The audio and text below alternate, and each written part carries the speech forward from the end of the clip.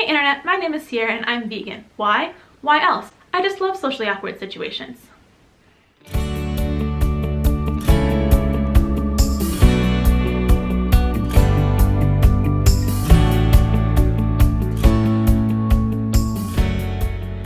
Again guys, welcome back, it's Sierra, and if you are new around here then you should know that my name is Sierra. Well, you already knew that because I've said it twice, but I'm an American who lives in Japan. Every week I try to make a new video about my family's life here and how we live a little bit more sustainably. So in this video you guys have a pretty good idea based on the intro clip and the title of what I'm going to talk about today. I was originally inspired to make this video because I've had a couple of comments on my videos asking why I'm vegan. So I thought about it for a while and I decided why not just make a video. So that's what I'm going to be doing today. This is kind of a little outline that I wrote down in my notebook of stuff.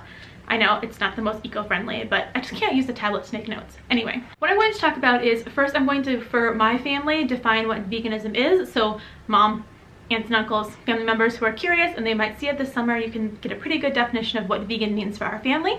And then I'm going to talk about my personal vegan journey and why I'm vegan. So if any of those things are interesting to you, stay right there. Disclaimer, I just want to say really quickly that everything I'm going to say in this video is specific to my family and my family's personal beliefs. However, many of these beliefs do overlap in the greater vegan community, but I don't want to speak for the entire community because vegans come in all different shapes, sizes, ethnicities, and belief systems. So basically I'm saying I just don't want to speak for the entire vegan world, but this is how my family and I view veganism. For our family, vegan means that we don't use animals or their byproducts for food, clothing, entertainment, to experiment on, or for any other reason that's not medically necessary. Now let's get into what our family eats and doesn't eat. So in our family, part of our vegan lifestyle is our plant-based diet. Plant-based for our family means that we only eat items that come from plants. So that means that we don't eat any animal muscle or tissue or parts of animals. So we don't eat cows, pigs, sheep, chickens, turkeys, fish, oysters, other seafood. Basically, if it's an animal, including an insect, we don't eat it. And in addition to that, for our particular family, we also don't eat any animal byproducts or things that come from animals, or as I said, a byproduct that is made from an animal product. We do not consume cow's milk, goat milk, or any other animal milk products, and that includes things that are made with them. Another thing our family does not consume is eggs, because they come from chickens, and in our opinion they belong to the chickens and they're not ours to take, so we don't eat chickens. And in addition, we don't eat anything that's made with the yolks or the egg shells or anything like that, because again, that is for the chickens and not for us.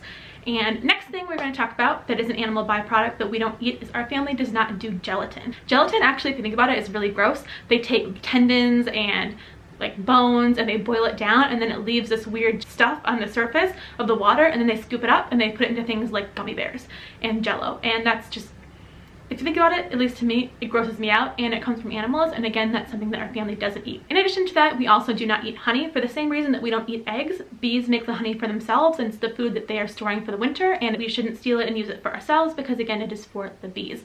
And the last couple of things that our family doesn't consume are bug ingredients, and one of those things is carmine. Carmine is actually made from ground beetles, and it's a common ingredient in red candies and red colored food, and also sometimes in makeup. And the last thing that we don't eat that comes from animals is something called shellac, which I don't usually see shellac that much, but it's pretty common in candy, and it's actually the one thing in Tic Tacs that makes Tic Tacs not vegan. I don't know exactly what it's made of, but it's made from bugs, and it's that shiny stuff that they put on the surface of Tic Tacs that make them shiny. And I don't know, that's kind of weird to me. I don't know. Okay. So let's move on to clothing. So as I've already said before, our family does not use animals in any way for clothing. For example, we don't buy new wool, we don't buy new leather, and we don't buy anything basically else that's made from animals. Now, with that having been said, don't come for me, but there are some old handbags I've had for 7 years that I've had since before I was vegan, and I still have them because at this point, they're not in the condition anybody would want them. And we also still have old leather shoes we've had for years, and I even have some old wool sweaters. Every vegan is different, but for us, it just seems ridiculous to throw something away that's still usable. So once those items are no longer usable, of course, we'll discard them properly and buy something that's not animal. But I just want to throw that out there because I know at some point, someone who's picky is going to say, oh, that handbag is leather. Yeah, well, that handbag is 7 years old. Let's move on with our lives, okay? All right. Whew, it's getting hot in here. It's like 80 something degrees outside, and the temperature just keeps going up in our house. I'm just gonna take off my sweater because it's hot. Another thing our family does not do as a vegan family is that we do not use animals for entertainment purposes. So what does that mean?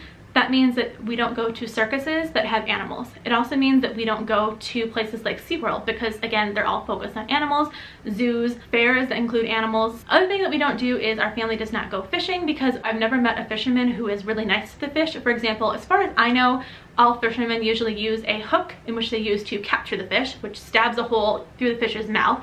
If they're lucky, sometimes they swallow it and it gets stuck in their esophagus or even down in their stomachs, which is awful. And in addition to that, usually when a fisherman catches a fish, they don't exactly take it home and like be nice to it. They usually kill it and eat it. And that's not something that our family is interested in participating in.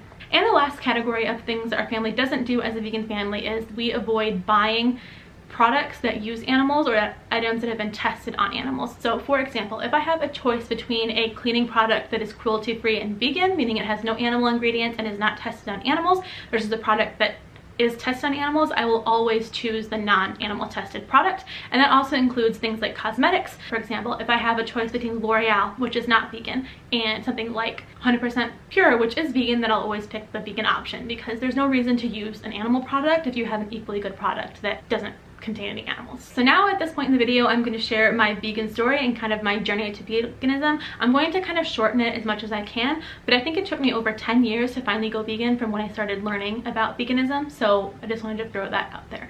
So anyway, let's get started. In 2001, I don't remember, I think I must have been about 14 years old in 2001, my freshman year of high school, I started to learn a little bit about animal cruelty. And I'm not going to share any graphic details about what actually happened and things that I saw because I know that families watch my channel and I know that my family's kids watch my channel. But the short version is I learned about animal cruelty and what actually goes into animals getting from farm to plate. And the things that I learned about and things that I saw, I wasn't okay with. And at that point in time, being vegetarian or vegan wasn't trendy and it wasn't popular and it was considered something that's really, really strange, which some people still think it is now. But I received a lot of backlash from friends and family trying to question me why I was vegetarian. And at that age, I just had a hard time kind of like explaining myself, and once in a while I would relapse. And so I would say that I was vegetarian from, I would say, 2001 to about 2013. 2013 is when I left Europe. So for those 12 years I kept believing the stories that the animal agriculture business tells you. So if they keep telling you, oh well, okay, if you don't want to eat animals meat, then you can still drink the milk and eat the eggs because those animals are making them anyway. You guys can Google it, I'm not going to go into it, that's just not true. And I didn't really start to face that reality until about that time. And then a few years later, in 2016-ish, I started to learn about how eating animal products, such specifically dairy, can impact our skin and our the way that our bodies function.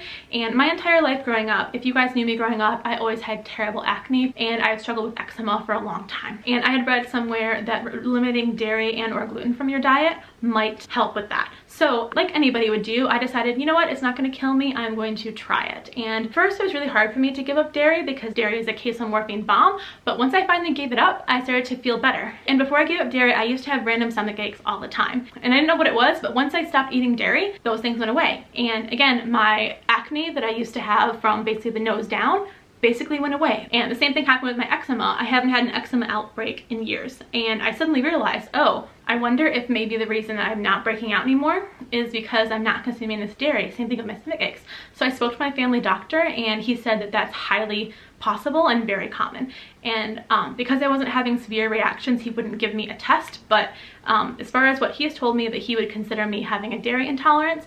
And so my body reacts to dairy and my body hates dairy. And then pretty much from 2016 until 2018, early 2018, maybe late 2017, I don't know, I basically stopped eating egg products, and all of a sudden I kind of like had one of those moments where I was explaining my diet to a server because he was trying to help me choose something from a menu, and he's like, wait, okay, so you can have this but you don't eat this, but you eat this but you don't eat this. He's like, are you vegan? I'm like, am I vegan? I think I might be vegan.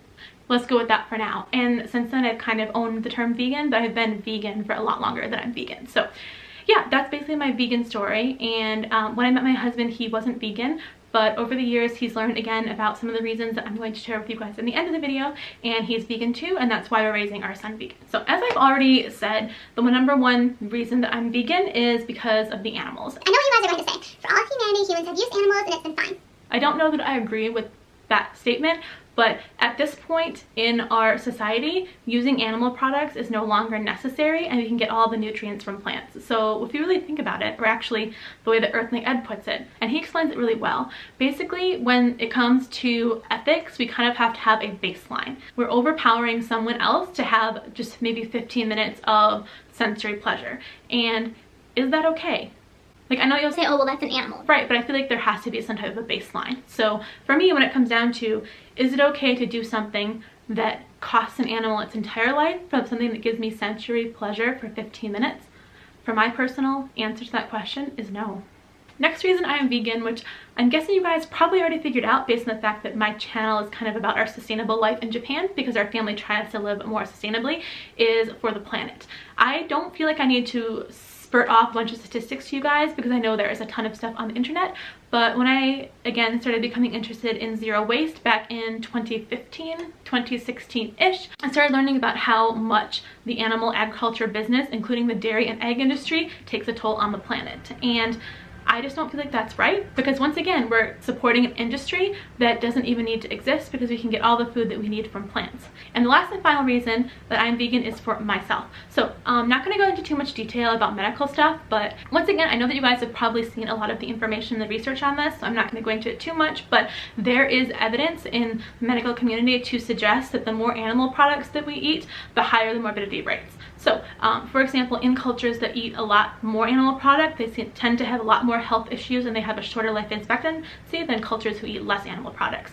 And for me personally, I don't want to share too much here, but I have a family history on both sides of my biological family of heart disease, diabetes, and cancer.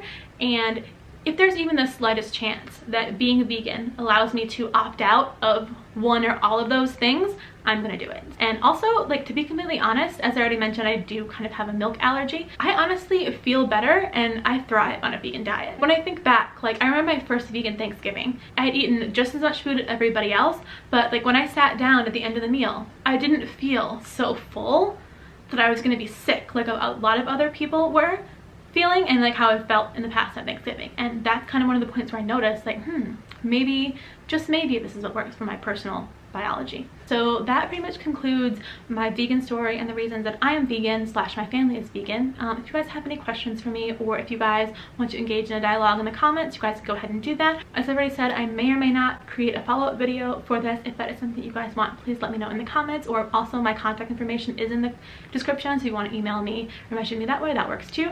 Otherwise, that is all. So if you guys watched up to this point, thank you guys so much for your support, and I hope that you enjoyed the video, that you will like, and that you will subscribe, and I will see you guys again soon. Thank you guys for watching. Bye.